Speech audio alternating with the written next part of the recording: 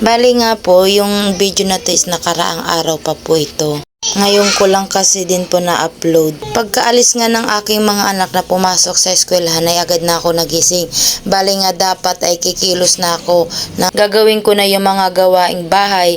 Tapos nung pumasok ako sa kwarto ay lugo, ito pala nagising. Nagising ni Jacob si Lexus kaya tuloy hindi ako makagawa ng gawaing bahay.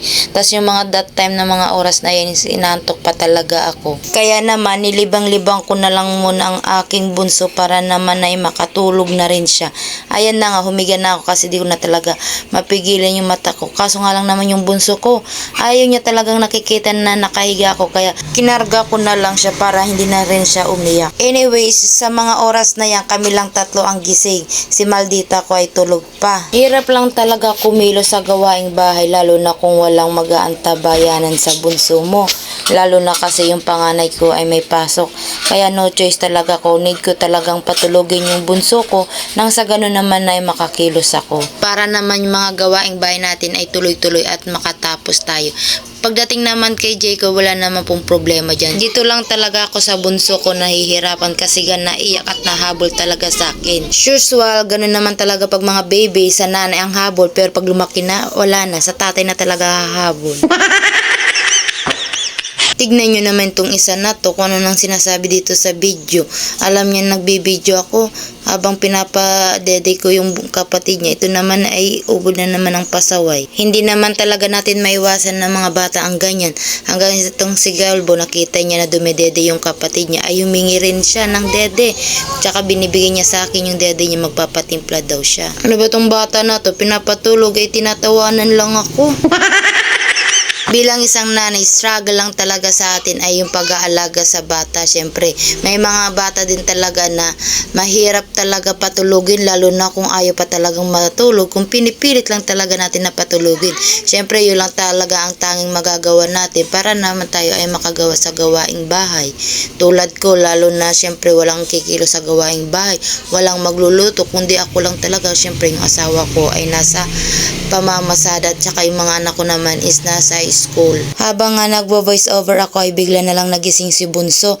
Ayan, tuloy na patigil tayo sa pagvo-voice over. Pagpasensyahan nyo na mga mami ha, yung pagvo-voice over ko kung minsan may naririnig kayo mga sasakyan o minsan naman boses ng mga anak ko. Ilang beses kasi sa kanila sinasabi pag nagvo-voice over ako huwag kayong maingay. Anyways, balik na nga tayo dito. Nakatulog na rin dyan sa mga oras na yan si Jacob at yung pinapatulog ko na rin ay si Bunso. Nang nakatulog na nga yung dalawa ay agad naman nagising si Maldita. Sinabi ko nga sa kanya, tingnan mo muna si Bunso, baka bigla na lang yan na umiyak. Sa mga oras na nga yan ay kararating ko lang, bali bumili na rin ako ng aming pananghalian kasi hindi pa nga ako nakakapagluto anong oras na parang nagmamadali na tayo sa ating mga gawain. Anyways, ito nga pala yung ulamin nga namin ngayon sa tanghalian. Ako ay bumili ng talong tapos ng isda. Balak ko kasi yung isda ay gusto ko talaga magpaksiw. O siya, diba maraming talong. Pero guys, huwag kayong mag-alala. Hindi ko naman uubusin yung talong na yan. Nag-request nga yung aking panganay na gusto niya daw ng tortang talong. Kaya nga naparami yung ating biling talong. Ako ngayon ay magluluto na nga ng ulam namin kasi anong oras na rin. Habang nagluluto ako ng ulam ay sinasabayan ko naman ito ay panghugas ng aming pinggan. O nakita nyo naman guys, diba? Simula kaninang umaga wala pa talaga akong nagagawa. Dami ko talaga mga gawain na dapat gawin. Kaso muna kasi inuna ko muna si Bunso. Mahirap lang talaga kasi na gumawa habang yung anak mo naman ay umiiyak. At sa mga oras na yan ay minamadali ko na talaga yung mga gawain ko. Kasi maya't maya yan ay magigising na rin si Bunso.